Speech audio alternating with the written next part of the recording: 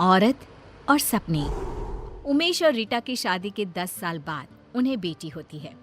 रीटा, तुमने मुझे जिंदगी की बहुत बड़ी खुशी दी है। तुम भी ना, ये सब भगवान की कृपा है। बस हमारी बेटी बड़ी होकर कुछ अच्छा करे। रीटा की सास बिंदिया ये खबर सुनकर गांव से चली आती है। हम अब से यहीं रहेंगे, दादी पोती साथ में खेलेंगे। अपनी पोती का नामकरण भी हम ही करेंगे।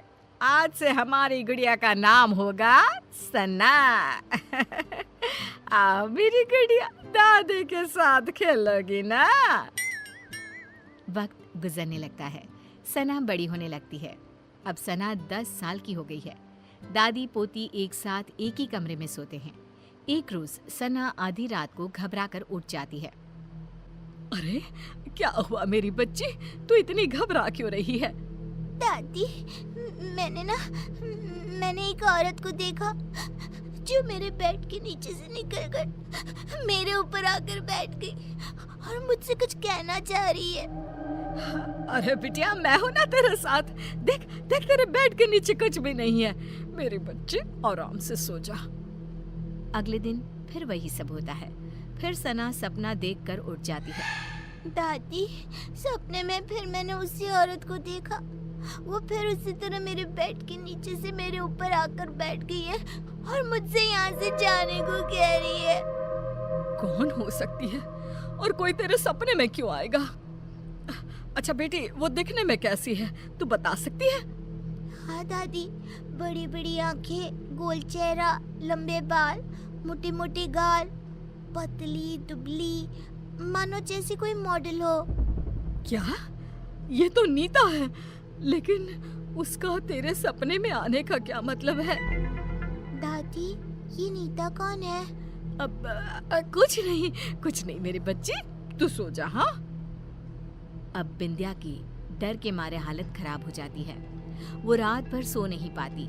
अगली सुबह बिंदिया सारी बातें उमेश से कहती है।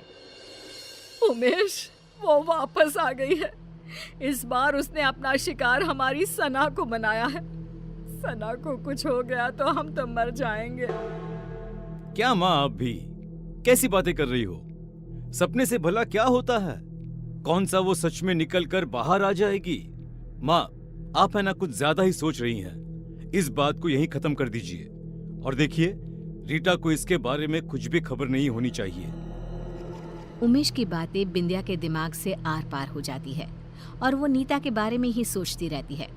पहले तो सना को सपने रात में आते थे, लेकिन अब तो उसे दिन में भी सपने आने लगते हैं। एक शाम जब सना सोकर उठती है और जोर जोर से रोने लगती है। नहीं, मेरी मम्मी को कुछ मत करना। मैं वो सब करूंगी जो तुम कहोगी। क्या हुआ मेरी बच्ची, तू रो क्यों रही है? मम्मा वो आपको मार देगी। वो रोज रात को मेरे सपने में आती है, कभी मेरे बेड के नीचे तो कभी मेरी अलमीरा के पीछे छिपी रहती है। क्या बोल रही है बेटा? मुझे कुछ समझ में नहीं आ रहा। कौन आ जाती है और मुझे क्यों कुछ करेंगे? अम्मा, एक औरत मेरे सपने में आती है, मेरे बेड के नीचे से निकलकर मेरे ऊपर आकर बैठ जाती है और कहती है ये उसका घर है, वो आपको मार देगी क्योंकि आपने उसकी जगह छीन ली है इस घर में। बेटा, ऐसा कुछ नहीं है और सपने ना सच नहीं होते। आपकी मम्मा को कोई नहीं मार सकता। रिया सना को तो शांत कर देती है, लेकिन उसके दिमाग में ये सब चलने लगता है और वो अपनी सास को ये सब बताती है। ये सब मुझे पता है रीटा। तब तो आपको ये भी पता होगा कि वो औरत कौन है जो सना के सपने में रोज आती है, और आपने मुझसे ये सब क्यों छुपाया? हमें कुछ नहीं पता बहू। हमें तो लगा कि तुझे चिंता हो जाएगी, इसीलिए हमने तुझे नहीं बताया। सपनों का हकीकत का क्या मेल? नहीं मम्मी जी, इस सपने का कोई ना कोई मतलब जरूर है। अगली सुबह रीटा और बिंदिया किसी पंडित को अपने घर बुलाते हैं और सना को झाड़ा दिलवाती हैं और उसे सारी बात बताती है। उस औरत की आत्मा भटक रही है और कहीं ना कहीं उस औरत का इस घर से कोई ना कोई संबंध जरूर है। सना बिटिया को ही इसका तोड़ निकालना होगा और उससे पूछना होगा वो क्यों आई है और वो क्या चाहती है। रीटा सना को समझाती है कि उसे उस औरत से सब कुछ पूछना होगा। जब सब सो जाते हैं और सना को सपने दिखने शुरू हो जाते हैं, तब वो देखती है कि अलमीरा के पीछे से वही औरत झांक रही है और पंखे के ऊपर आकर बैठ गई है और वो सना को दिख रही है। सना उठकर बैठ जाती है। तभी वो औरत उसका गला दबाने लगती है और कहती है, बोला था ना, निकल जाओ इस घर से, ये घर मेरा है, नहीं गई तो दोनों माँ बेटी मरोगे मेरे हाथ से। कौन हो तुम? मुझसे और मेरी मम्मा से तुम्हारी क्या दुश्मनी है? इतने में ही सना डर से उठ जाती है और रोने लगती है। रीटा और बिंदिया उसके पास बैठी होती है। बेटा, तूने उससे पूछा या नहीं?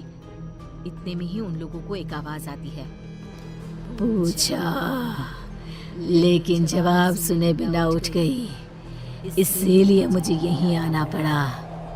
जोरों की हवा चलने लगती है, कमरे का सारा सामान गिरने लगता है और एक औरत सबके सामने आकर खड़ी हो जाती है। तुम कौन हो? बिंदिया, तू नहीं जानती मैं कौन हूँ? तू बताएगी इन लोगों को या मैं बताऊं? ये नीता है, एक मॉडल। उमेश और नीता एक दूसरे से प्यार करते थे और शादी करना चाहते थे, लेकिन हमने इन दोनों की शादी नहीं होने दी। हमें नाचने वाली बहू नहीं चाहिए थी, इसीलिए हमने उमेश से भी झूठ कह दिया कि नीता उसे धोखा देकर किसी और के साथ भाग गई है और उमेश की शादी तुमसे करवा दी। ये सब के पीछे तुम थी ना माँ? आपको पता था ना माँ कि मैं नीता के बिना नहीं रह सकता। ऐसा क्यों किया माँ तुमने? क्यों? मुझे लगा उमेश ने मुझे धोखा दिया है, इसलिए मैंने अपनी जान दे दी और अब उसकी बेटी के सपने में आकर रीटा और सना को इस घर से निकलवाना चाहती थी, ताकि उमेश को ये एहसास हो सके कि किसी अपने का दूर जाना कैसा होता है। तुम्हारी गुनहगार तो मैं हूँ नीता, तुम मुझे मार दो और अपना बदला पूरा कर लो। मुझे माफ कर दो नीता, मैंने माँ की बातों पर भरोसा कर लिया और एक बार भी तुम्हारा पता लगाना जरूरी नहीं समझा। मुझे माफ कर दो। नहीं, अब मुझे किसी से कोई शिकवा नहीं है। जिससे मैंने प्यार किया वो आज भी मेरा है। ये जानकर ही मुझे शांति मिल गई। बिंदिया का मन ग्लानि से भर जाता है और वो खुद की जान ले लेती है। ये क्या कर दिया माँ तुमने?